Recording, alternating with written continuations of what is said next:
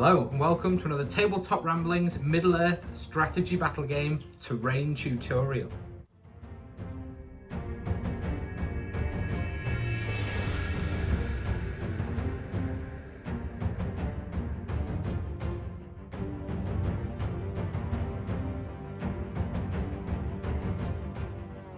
Hello.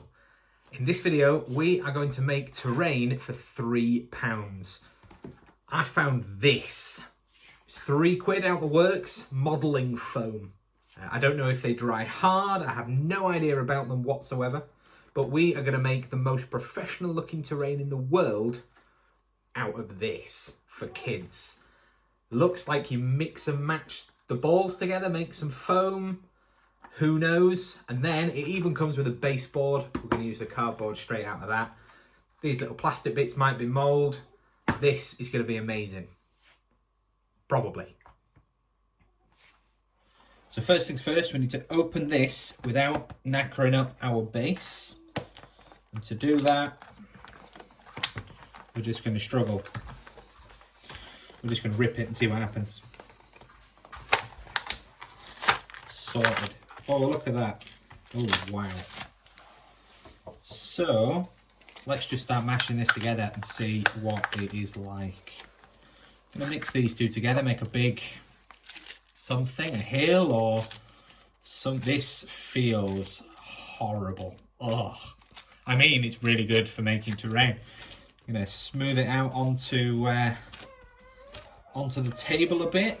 Baby crying in the background. My glamorous assistant camera woman is going to sort her out. And just like that, we have a hill. And we'll go ahead and cut some of this cardboard out. We're going to be careful of fingers. Don't do this at home. Use a cutting mat and all the rest. Well, this is just cheap and cheerful and quick. Oh dear. Fortunately, the missus has just left because we've slightly cut through. No, I've definitely not cut the tablecloth. So, we've got some cardboard, we've got the foam. We'll go ahead and glue that down and we'll be back. So, we're jumping back in. This actually didn't even need glue. It's made for terrain, this. It's just stuck itself to the cardboard base. I have cut a different shape cardboard base, still from the same material, just because this one wasn't quite the right size, just doing it by eye.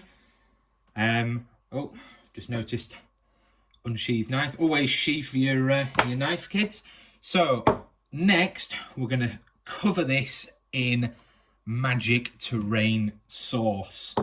To do that, we're going to get dirt cheap paint because this is what I happen to have lying around from the kids' craft box. And very precise measurement. We're just going to put in that much, exactly that much. Any more, any less, it'll be ruined. Then some glue. This is PVA. You can probably use other glue, who knows. This one's run out, we'll grab another one. Okay, so the next PVA, hopefully this one's got some in. We'll just bang a load of that in. That's probably far too much, but we'll soon find out. And then the magic terrain sauce, final ingredient, sand. Now you can buy this for sort of a couple of quid for a tiny bag, going all the way up to a kilogram for about a £5 if you've got a sandpit, or you can just go to the beach and grab a load. Ruin your wife's sieve and a baking tray to bake it off, and fish out the bigger stones, which probably actually, with hindsight and the hours fuel there, cost loads more than just buying a bag out of B&Q, but it was fun. So just going to bang in again about that much sand. We'll give it a stir once we've found a stirrer. So we're jumping back in. We have a stirrer It's a bamboo skewer from the barbecue. Not that they get used for that, although we did make kebabs recently. They're used for making palisade. So I'm going to give this a stir, and it is very, very clear that we need more sand. This is just proper trial and error. Let's bang some more sand in. Hopefully that's not too much. We could put a little bit in, stir, a little bit stir, but you might have gathered by now that this is just a real quick suck it and see approach to terrain. That's quite a nice consistency. It's getting thicker. Keep stirring. It's a little bit like Angel Delight now. Don't try this at home though. It will probably kill you. Stick a little bit more in. We could stick in some thicker stones and things like that to this mix, but I quite like it with just sand at this stage, because these balls we could do with kind of covering that a little bit, and hopefully it's going to go a little bit like concrete if we've got enough PVA in there, which I think we do. We'll soon find out when this dries. For you it'll only be a few minutes. For me it will be probably overnight. I don't know if I'm patient enough for that.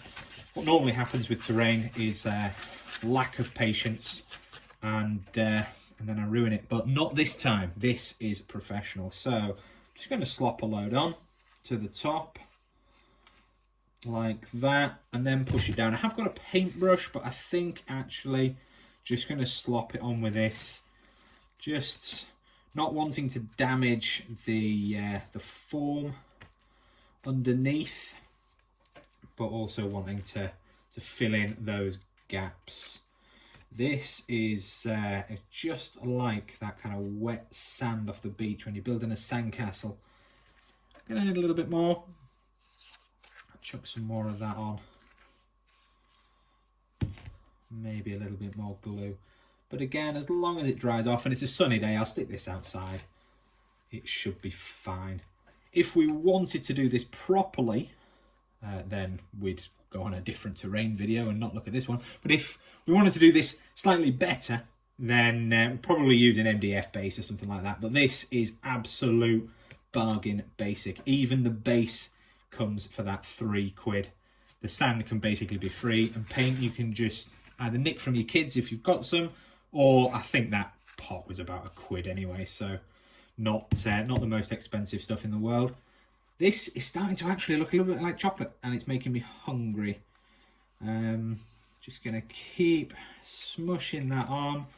It has come off the terrain piece slightly, but that's not an issue, because I remembered having been shouted at from upstairs to protect the mat.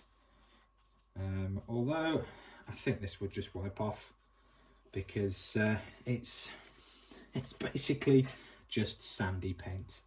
And the blessing and curse of ready mix paint is that it's rubbish and very water soluble. You can use better paint, but it will be more expensive. So I think what we're going to do, we're going to pause this, or maybe time lapse this bit, because I'm boring myself talking about it. So we'll jump back in once it's finished.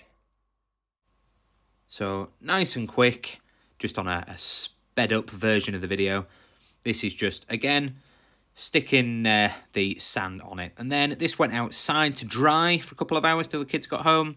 And then I got bored and decided to use the yellow to make another one. This was as well so that I could experiment with how to dry them, because patience is not my strong point. I decided I'd whip up a second one and then see if a hairdryer would help it out or whether it would ruin it, and at least I'd have a spare. So I've whipped up a second one. The first one's outside drying the more old-fashioned way. This one, I'm going to give it a blast with a hairdryer. It's either going to completely ruin it or going to dry quickly or make no difference. They're the kind of three options. Let's see what happens.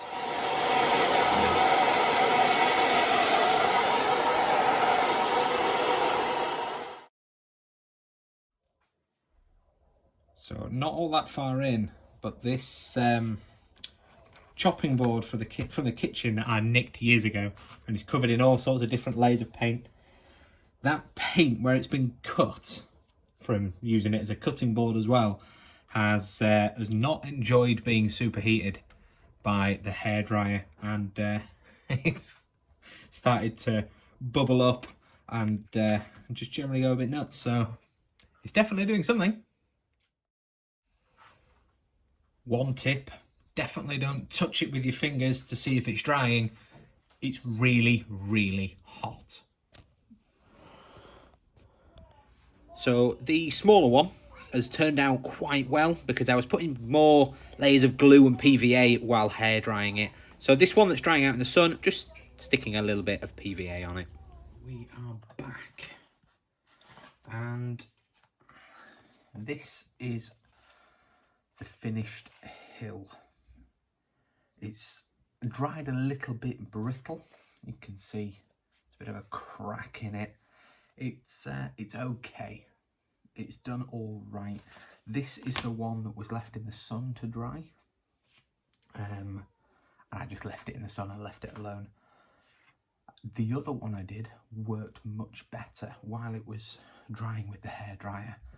I'm not very patient, so I put a bit more paint over it and kept going, and then a bit of PVA, and that just sealed it a bit better than this, which is okay, but definitely not as good as it could be. This one I'm going to put PVA on just to try and keep it together and deal with that in the morning.